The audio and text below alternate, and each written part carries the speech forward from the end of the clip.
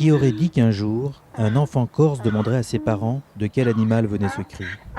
C'est qu'en l'espace d'une génération, l'âne, omniprésent dans la campagne corse depuis des siècles, a quasiment disparu.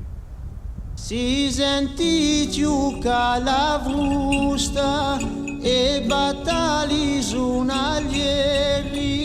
rientrino da foresta voli rossi bianchi. Dans tous les pays méditerranéens, l'âne a toujours été l'animal de prédilection des habitants des campagnes.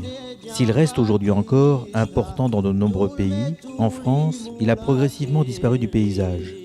Dans toutes les régions, ils sont nombreux ceux qui ont des souvenirs d'enfance liés à cet ami aux grandes oreilles. Cet animal, fidèle compagnon de toutes les lourdes tâches, était si familier que le regret de sa disparition est plus grand que l'attention qu'on lui portait auparavant. Et c'est sans doute en Corse que ce sentiment est le plus fort. Robuste et agile dans les régions montagneuses, il avait toujours été le compagnon du berger, du bûcheron et du paysan. Partout il transportait le bois, l'eau, le lait, le raisin ou la châtaigne, et participait avec son cousin le mulet aux travaux des champs.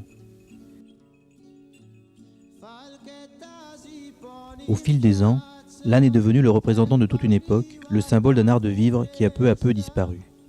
Mais d'abord, comment dit-on un âne en Corse ?